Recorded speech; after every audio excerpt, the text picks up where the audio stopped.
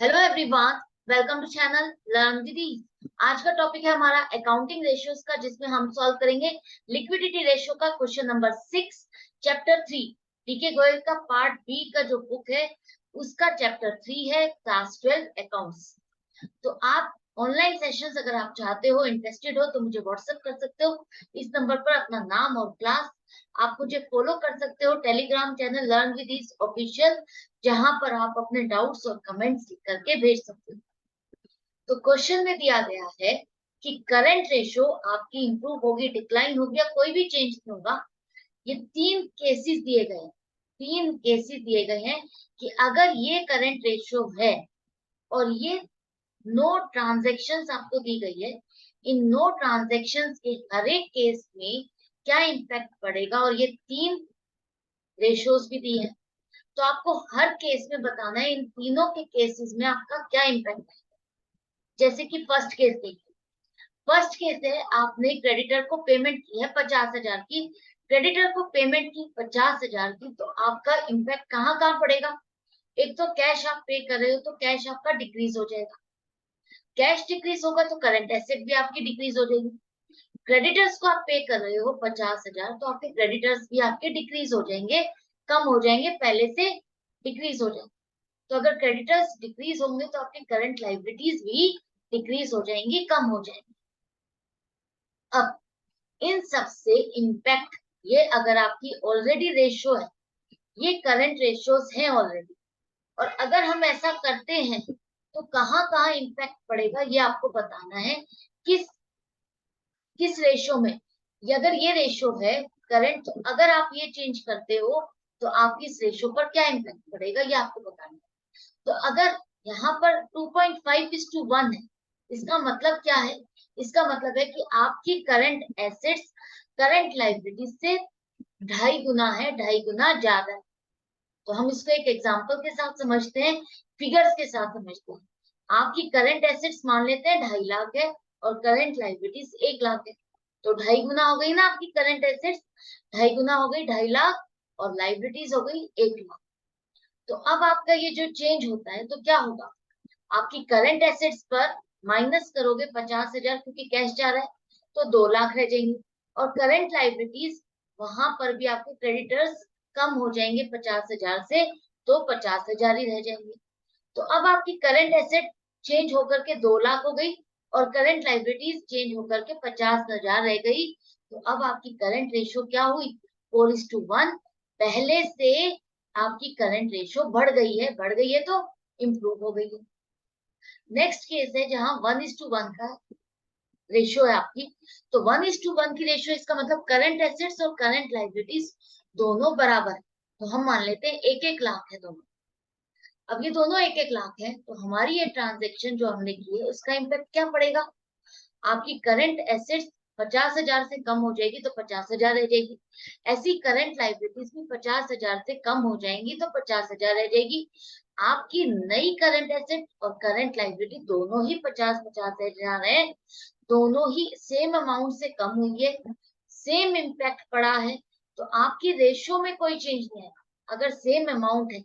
पहले ये दोनों सेम है, करंट एसेट्स और करंट लाइबिलिटीज दोनों ही सेम, और दोनों में से सेम अमाउंट ये आपने लेस की, तो सेम अमाउंट लेस की है, तो इस पर कोई भी चेंज नहीं पड़ेगा। आपकी करंट रेशियो 1:1 ही रहेगी, नो चेंज। इसके बाद नेक्स्ट केस है आपका 0.75 और 1। इसका मतलब आपकी जो करंट एसेट्स मान लेते हैं 75,000 है, और करंट लाइबिलिटीज 1 लाख है। करंट लाइबिलिटीज ज्यादा है और करंट एसेट्स कम है, 0.75 है, मतलब 1 से भी कम है।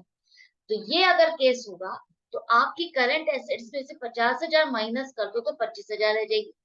करंट लाइबिलिटीज आपकी 50,000 माइनस कर दोगे तो 50,000। अब आपकी जो नई करंट एसेट और करंट लाइबिलिटीज को आप करंट रेशियो में कन्वर्ट करते हो, तो आपकी करंट रेशियो हो जाएगी 0.5:1। पहले क्या है 0.75, और अब हो गई 0.5:1, मतलब कि कम हो गई है, रिड्यूस हो गई है, डिक्लाइन हो गई है। क्लियर है, अच्छे से समझ में आ गया। नेक्स्ट केस है आपका, आपने सामान बेचा, सामान बेचा, वो भी नुकसान में। कितना नुकसान? 10% नुकसान हो रहा है। तो मान लो अगर आपका 1000 रुपए का सामान है, 1000 रुपए का सामान है, स्टॉक है, आप उसको 10% लॉस में बेचते हो, तो लॉस हो जाएगा आपका 100 रुपए का। 100 रुपए का लॉस में बेच लोगे, इसका मतलब आप 900 रुपए में उस सामान को बेच रहे हो। तो आप सामान बेचते हो तो आपका क्या क्या इफेक्ट पड़ता है? आपका कैश इंक्रीज होगा। आप सामान बेच रहे हो, सेल हो रही है, तो आपको कैश मिलेगा, कैश बढ़ जाएगा, और आपकी करंट एसेट भी बढ़ जाएंगी। और सामान बेचने पर आपका स्टॉक कम हो जाएगा। स्टॉक कम होगा तो आपकी करंट एसेट भी कम हो जाएंगी। ठीक है। अब यहाँ पर फिगर नहीं है हमारे पास, तो हम खुद ही एज्यूम कर लेते हैं कि हमारा 1000 रुपए का स्टॉक था, जिसे हमने 900 रुपए में बेच दिया। 900 रुपए में बेच दिया, तो यहाँ पर आपकी करंट एसेट में क्या क्या इफेक्ट पड़ा? 1000 रुपए का स्टॉक कम हो गया, 900 रुपए कैश बढ़ गए। तो अल्टीमेटली आपकी करंट एसेट हो गई 2,49,900 रुपए, और करंट लाइबिलिटीज 1,00,000। वो तो एज इट इज है, उस पर कोई चेंज ही नहीं आया। अब आपकी इस चेंज्ड फिगर से अगर आप करंट रेशियो निकालते हो, तो यहाँ पर देखो आपकी करंट रेशियो 2.49:1 हो गई। थोड़ी सी स्लाइटली कम हो गई है। जितना आपको लॉस हुआ है, उतने से आपकी करंट रेशियो कम हो गई। क्यों हो गई? क्योंकि आपकी करंट एसेट की वैल्यू कम हुई है, लाइबिलिटीज तो आपकी उतनी ही है। तो आपकी ये करंट रेशियो डिक्लाइन हो गई है, कम हो गई। नेक्स्ट जब 1:1 के केस में इसका इम्पैक्ट क्या पड़ेगा? आपका 1000 रुपए का तो स्टॉक माइनस कर दो आप 1,00,000 में से, और प्लस करो 900, तो अब आपकी करंट एसेट आ गई 99,900, और करंट लाइबिलिटीज सेम है। तो आपकी यहाँ पर करंट रेशियो में क्या फर्क आया? 0.99:1 हो गया है। यहाँ पर भी आपकी करंट रेशियो डिक्लाइन हो गई, कम हो गई, क्योंकि करंट एसेट्स ही कम हुई है। उसी में से ही अमाउंट आपके 100 रुपए कम हुए हैं, बाकी जगह पे तो आपकी करंट लाइबिलिटीज तो सेम है। इसके बाद अगर ये वाला केस देखते हो, तो यहाँ पर आपका क्या आएगा? 75,000 में से 1,000 रुपए स्टॉक का माइनस करो, 900 रुपए कैश का ऐड करो, तो 74,900 रुपए हो गए। करंट एसेट नहीं आ गई 74,900, और करंट लाइबिलिटी सेम है, कोई चेंज नहीं। तो आपकी यहाँ पर करंट रेशियो फिर से डिक्लाइन हो गई। जब भी आपकी करंट एसेट कम होगी और current liabilities as it is same है, तो आपकी करंट रेशियो डेफिनेटली रिड्यूस हो जाएगी, कम हो जाएगी, डिक्लाइन हो जाएगी। नेक्स्ट केस है, आपने एक मशीनरी को बेचा। मशीनरी को बेचा 1,00,000 रुपए में, जिसकी बुक वैल्यू थी 1,20,000। 20,000 नुकसान में बेच दो, कोई बात नहीं, वो हमारा करंट एसेट करंट रेशियो से मैटर नहीं करता। हमें तो ये देखना है आपका यहाँ जो ट्रांजेक्शन हो रही है, उसमें कहाँ इम्पैक्ट पड़ रहा है, कौन सी चीज पर इम्पैक्ट पड़ रहा है। मशीनरी बेच रहे हो, तो मशीनरी आपकी क्या है? आपकी नॉन करंट एसेट है, जो, या आप इसको फिक्स्ड एसेट भी कह सकते हो। प्लांट एंड मशीनरी हम कहते हैं ना, तो वो आपकी फिक्स्ड एसेट में भी आ सकता है, फिक्स्ड एसेट है। तो ये फिक्स्ड एसेट है, तो आपकी करंट एसेट में या करंट लाइबिलिटीज में तो आ नहीं रहा।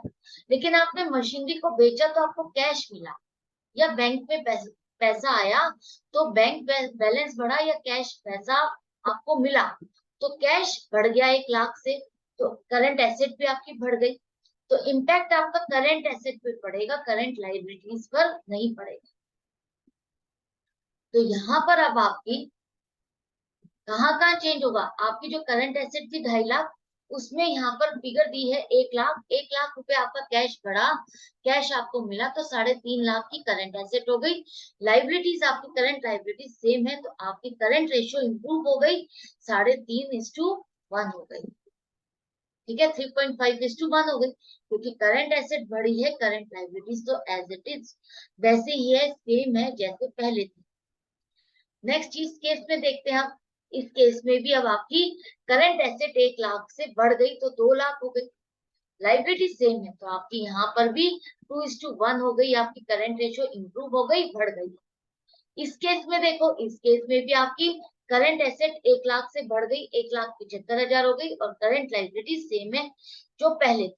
तो आपकी करंट रेशियो 1.75:1 हो गई, इंप्रूव हो गई, पहले से बढ़ गई। तो यहाँ पर करंट एसेट बढ़ रही है, करंट लायबिलिटी सेम है, तो आप यहाँ पर देखो आपकी करंट रेशियो बढ़ गई है। आपको ये 3 केसेस अलग अलग क्यों दिए हैं, ताकि आप प्रोपोर्शन के हिसाब से समझ सको कि किस पर कितना इम्पैक्ट पड़ेगा। समझ गए? करेक्ट है। नेक्स्ट है, अब आपने पेमेंट की है आउटस्टैंडिंग सैलरी से, किसी को सैलरी देनी थी और वो आपने दे दी। तो अगर आपको सैलरी देनी थी, आपने दे दी, तो आपका कैश डिक्रीज हो जाएगा। कैश डिक्रीज होगा तो करंट एसेट भी डिक्रीज होगी, और जो आपकी आउटस्टैंडिंग सैलरी स्टैंड कर रही थी वो अब क्या हो गई, जीरो हो गई, खत्म हो गई। अगर आउटस्टैंडिंग सैलरी खत्म हो गई तो आपकी करंट लायबिलिटीज में से एक आइटम खत्म हो गया, डिक्रीज हो गई आपकी करंट लायबिलिटीज, यही होगा ना। तो अब मान लेते हैं आपने आउटस्टैंडिंग सैलरी 10,000 की पेमेंट की, यहाँ आपको फिगर नहीं दी है हम, लेकिन एज्यूम कर रहे हैं कि 10,000 की आपने सैलरी की पेमेंट की है। तो पेमेंट की है तो आपका कैश 10,000 से कम हो गया, तो आपकी 2,40,000 रहेगी करंट एसेट्स, और इसी तरह से लाइबिलिटीज में भी 10,000 रुपए कम हो गए तो 90,000। करंट रेशियो नई जो बनेगी अब आपकी क्या आएगी, 2,40,000 अपॉन 90,000। यहाँ पर आपकी करंट रेशियो इंप्रूव होगी, 2.67 होगी। क्यों? क्योंकि जो अमाउंट घट रही है या बढ़ रही है वो सेम है, लेकिन जो इन दोनों का डिफरेंस है करंट एसेट और लायबिलिटी का, वो 2.5 गुना का फर्क है। तो यहाँ पर जब सेम अमाउंट से अमाउंट घट रही है तो आपकी करंट लायबिलिटीज का प्रोपोर्शन ज्यादा घट रहा है करंट एसेट के मुकाबले, तो यहाँ पर आपकी करंट रेशियो इंप्रूव हो जाएगी, बढ़ जाएगी, इंक्रीज हो जाएगी। इस केस में देखो क्या फर्क पड़ेगा। अगर आपकी आउटस्टैंडिंग सैलरी 10,000 की आप पेमेंट करते हो तो आपने करंट एसेट में भी 10,000 माइनस किए और करंट लायबिलिटी में भी 10,000 माइनस किए, तो 90,000 दोनों में से सेम अमाउंट माइनस की, तो यहाँ पर आपकी करंट रेशियो में कोई फर्क नहीं आएगा, नो चेंज, कोई भी चेंज नहीं है, कोई इफेक्ट नहीं है, नो इफेक्ट, सेम रहेगी। आप अब इस केस में देखते हैं आपकी करंट एसेट आपकी घट करके 65,000 हो गई और करंट लायबिलिटीज घट करके 90,000 हो गई। तो अब यहाँ पर देखो प्रोपोर्शन क्या है, आपका 10,000 दोनों अमाउंट दोनों जगह से कम तो हो रहा है, लेकिन प्रोपोर्शन आपका लायबिलिटीज का ज्यादा है, एसेट का कम है, तो आपकी यहाँ पर करंट रेशियो डिक्लाइन होगी, कम होगी, क्योंकि करंट एसेट का अमाउंट ज्यादा कम हो गया, उसका प्रोपोर्शन आपका ज्यादा कम हो गया। इसका तो कम ही कम हुआ है ना, करंट लायबिलिटीज तो कम कम हुई है, क्योंकि वो ऑलरेडी आपकी करंट एसेट से ज्यादा है, एक्सेस है, तो आपका यहाँ पर डिक्लाइन आ गया, कम हो गया। तो आपने देखा एक ही ट्रांजेक्शन का तीनों केस में क्या इम्पैक्ट पड़ा, यहाँ पर इंप्रूव हुई, यहाँ पर कोई इम्पैक्ट ही नहीं पड़ा, और यहाँ पर डिक्लाइन हो गई। जब आपकी आइडल रेशियो से अबव है, आइडल रेशियो से अबव है आपकी करंट रेशियो, तो यहाँ पर अगर कोई भी थोड़ा सा भी चेंज होता है सेम अमाउंट से, तो आपकी करंट रेशियो इंक्रीज होती है। और अगर सेम है, आइडल रेशियो आपकी 1:1 है, जो कि आपकी आइडल रेशियो से कम है, आइडल रेशियो से कम है 2:1 से, ये आपकी रेशियो 1:1 है जो कि कम है। तो यहाँ पर भी अगर आपका चेंज होता है तो सेम ही आएगा, कोई चेंज नहीं होगा इस पर, सेम अमाउंट से। जब आपकी करंट एसेट और करंट लायबिलिटी सेम अमाउंट की है और सेम अमाउंट से आप प्लस या माइनस करते हो तो यहाँ पर चेंज बिल्कुल भी नहीं आएगा। नेक्स्ट केस देख लेते हैं। अब आपने कुछ डेटर्स हैं जिससे पेमेंट रिसीव की 25,000, उससे लेने कितने थे आपको, 30,000 रुपए लेने थे आपको, और मिले उससे 25,000, बाकी के 5,000 आपने उसके माफ कर दिए, आपने उसको डिस्काउंट दे दिया। तो अब आपको 25,000 रुपए मिले, तो कैश आपका बढ़ गया, कैश बढ़ गया और करंट एसेट इंक्रीज हो गई। लेकिन डेटर्स आपके आपके 30,000 से घटेंगे, क्योंकि 30,000 रुपए के अगेंस्ट आपको 25,000 मिले, 5,000 का तो आपको नुकसान हो गया, 5,000 आपको नहीं मिले, तो डेटर्स आपके अल्टीमेटली 30,000 से कम हुए। डेटर्स कम हुए हैं, 30,000 से कम हुए हैं, तो करंट एसेट भी आपकी 30,000 से कम हो गई। अब इन तीनों केसेस में क्या इम्पैक्ट पड़ेगा, देखो आपकी करंट एसेट 25,000 से बढ़ी और 30,000 से घट गई, तो 2,45,000 रह गई, और अब लाइबिलिटीज पर आपका कोई इम्पैक्ट नहीं पड़ा है, करंट लाइबिलिटीज 1 लाख, तो करंट रेशियो आपकी 2.45 हो गई, 2.45:1, क्योंकि करंट एसेट आपकी कम हो गई, पहले से कम हो गई है, तो आपकी करंट रेशियो भी डिक्लाइन हो जाएगी, कम हो जाएगी। नेक्स्ट केस में यहाँ पर देखो आपकी करंट एसेट में कम आ रहा है, कम हो रही है 5,000 से, तो 95,000 हो गई। करंट लाइबिलिटी सेम है, तो यहाँ पर भी करंट रेशियो डिक्लाइन हो जाएगी, कम हो जाएगी, क्योंकि करंट एसेट कम हो रही है, लाइबिलिटीज तो सेम है ना, तो यहाँ पर आपकी करंट रेशियो कम हो जाएगी, डिक्लाइन हो जाएगी। यहाँ पर भी आपकी करंट रेशियो डिक्लाइन ही होगी, क्योंकि करंट एसेट में आपके जो पहले 75,000 थे वो अब 70,000 हो गए, तो 0.70 हो जाएगा। क्लियर है? जब आप इस तरह से समझोगे, इस तरह से सॉल्व करोगे, तो आपके लिए क्वेश्चन डिफिकल्ट नहीं रहेगा, कोई भी ट्रांजेक्शन हो गया इजीली उसको क्रैक कर पाओगे। नेक्स्ट है, आपने कोई बिल्स पेबल है, उसको मैच्योरिटी के टाइम पर पेमेंट कर, डिस्चार्ज ऑन मैच्योरिटी का मतलब है जब उसका टाइम पीरियड हुआ, एंड हुआ, तो आपने उसकी पेमेंट कर दी। मान लो कोई बिल्स पेबल था 10,000 का, जिसे आपको 90 दिन में पेमेंट करना था, 90 दिन के बाद पेमेंट कर, आपने उसको 90 दिन के बाद पेमेंट कर दी। तो पेमेंट कर रहे हो तो क्या हुआ, कैश डिक्रीज हो गया, कैश डिक्रीज हुआ तो करंट एसेट भी डिक्रीज हो गई। बिल्स पेबल आपने पेमेंट कर दी, तो आपके बिल्स पेबल कम हो गए, जितने भी बिल्स पेबल थे उसमें से जो आप पे कर रहे हो, 10,000 अगर आप पे कर रहे हो, तो 10,000 से बिल्स पेबल, अगर आपके 40,000 बिल्स पेबल है, उसमें से 10,000 कम हो जाएंगे, तो करंट लायबिलिटी भी आपकी कम हो जाएगी। अब यहाँ तीनों केसेस में क्या फर्क पड़ता है, मान लेते हैं यहाँ पर कोई फिगर नहीं दी, हम एज्यूम कर रहे हैं कि आपने जो बीपी को पेमेंट की है, वो बिल्स पेबल की जो पेमेंट की है वो 10,000 का है, तो आपने 10,000 की पेमेंट की, तो करंट एसेट भी 10,000 से कम हो गई, 2,40,000, करंट लायबिलिटी भी 10,000 से कम हो गई, 90,000। तो यहाँ पर आपकी करंट रेशो इंप्रूव होगी, क्यों, क्योंकि जो प्रोपोर्शन है, बार बार आपको समझा चुकी हूँ, जब प्रोपोर्शन है करंट एसेट और करंट लायबिलिटी का, देखो 2.5 गुना का फर्क है, और जो अमाउंट है वो सेम अमाउंट डिक्रीज हो रही है, तो आपकी करंट रेशो इंप्रूव हो गई, पहले से बढ़ गई। यहाँ पर देखो, यहाँ पर कोई भी इम्पैक्ट नहीं आएगा, क्योंकि सेम अमाउंट कम हो रही है करंट एसेट और करंट लायबिलिटी में, तो नो चेंज होगा, कोई भी इम्पैक्ट नहीं पड़ेगा। 10,000 आपका आपने पेमेंट की, तो करंट एसेट कम हो गई, और 10,000 से आपके पीपी कम हो गए, 90,000 रह गया।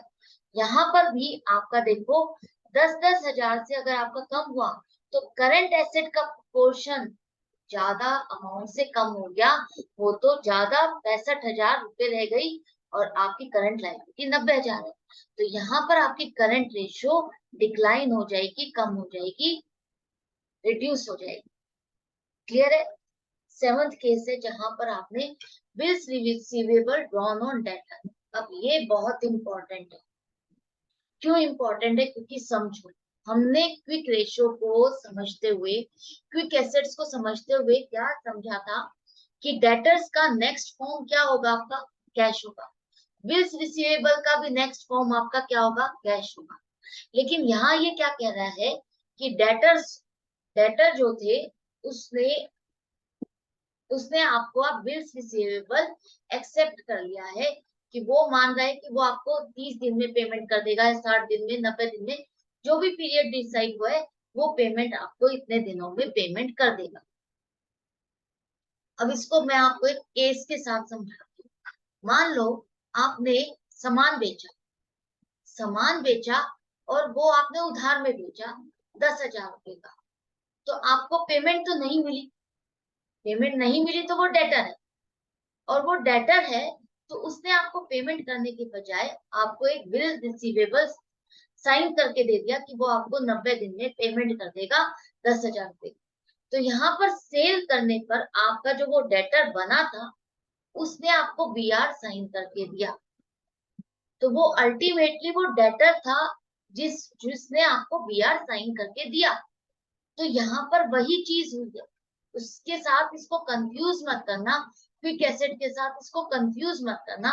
मैं मेनली आपको इसको इसलिए डिस्क्राइब कर रही हूँ कि आप इसको इस तरह से समझो कि जिसे आपने उधार में सामान बेचा वो डेटर है, और वो डेटर है जिसने आपको बिल्स रिसीवेबल साइन करके दिया कि मैं आपको 90 दिन में पेमेंट कर दूंगा। तो एक तरह से आपका क्या हुआ, डेटर्स कन्वर्ट हो रहे हैं बीआर में, बीआर में कन्वर्ट हो गया, तो डेटर्स कम हो गए तो करंट एसेट भी कम हो गई, बीआर आपके बढ़ गए, बीआर आपके पहले से साइन आपको करके दे रहा है, एक नया बिल्स रिसीवेबल ऐड हो गया तो करंट एसेट भी आपकी इंक्रीज हो गई। तो डेटर्स, या आप ये भी मान सकते हो कई बार बिल्स रिसीवेबल आपका डिसोनर हो जाता है, तो डिसोनर हो जाते हैं तो हम बिल्स रिसीवेबल माइनस कर देते हैं और उसको डेटर्स की कैटेगरी में डाल देते हैं ना। उसी तरह से आप मान लो कि डेटर्स को आपने बीआर की कैटेगरी में डाल दिया, वो उसने कहा, उसने एक्सेप्ट कर लिया आपका बिल्स रिसीवेबल कि मैं आपको इतने दिन में पेमेंट कर दूंगा। मान लेते हैं 10,000 का बीआर उसने साइन करके एक्सेप्ट कर दिया, तो 10,000 की आपकी करंट एसेट डिक्रीज भी हुई और इंक्रीज भी हुई। 10,000 से आपके डेटर कम हो गए ना, क्योंकि डेटर ही आपका बीआर एक्सेप्ट कर रहा है, तो डेटर में से आप 10,000 माइनस करोगे। अब वो बीआर की कैटेगरी में आ गया है तो आप उसे 10,000 ऐड कर दोगे, तो आपकी करंट एसेट तो 2.5 लाख की रहेगी, करंट लाइबिलिटीज में कोई चेंज ही नहीं आया है, तो आपकी करंट रेशियो में कोई चेंज नहीं आएगा, नो चेंज। अब इस केस में देखो, इस केस में भी अब आपकी करंट एसेट और करंट लाइबिलिटी पे क्या इफेक्ट आएगा, करंट लाइबिलिटी पे तो कोई इफेक्ट नहीं आएगा, करंट एसेट में भी आप माइनस 10,000 करो प्लस 10,000 करो, करंट एसेट भी आपकी सेम रहेगी, तो करंट रेशियो भी आपकी सेम आएगी, 1:1, नो चेंज। यहाँ पर भी आपका वही सेम रहेगा, करंट एसेट 10,000 प्लस और 10,000 माइनस, तो सेम रही 75,000, और करंट लाइबिलिटीज सेम है, कोई चेंज नहीं है, तो आपकी करंट रेशियो में भी कोई चेंज नहीं आएगा। आई होप आपको अच्छे से समझ में आ रहा है। नेक्स्ट है आपका, आपने सामान खरीदा उधार पर, सामान खरीदा उधार पर तो कहाँ चेंज आएगा, आपका इम्पैक्ट पड़ेगा, आपका स्टॉक बढ़ जाएगा, स्टॉक बढ़ेगा तो करंट एसेट बढ़ जाएंगे। आपने उधार पे खरीदा है तो आपके क्रेडिटर इंक्रीज होंगे, और क्रेडिटर इंक्रीज होंगे तो करंट लाइबिलिटीज इंक्रीज होंगी, तो करंट एसेट और करंट लाइबिलिटी दोनों इंक्रीज हो रही है।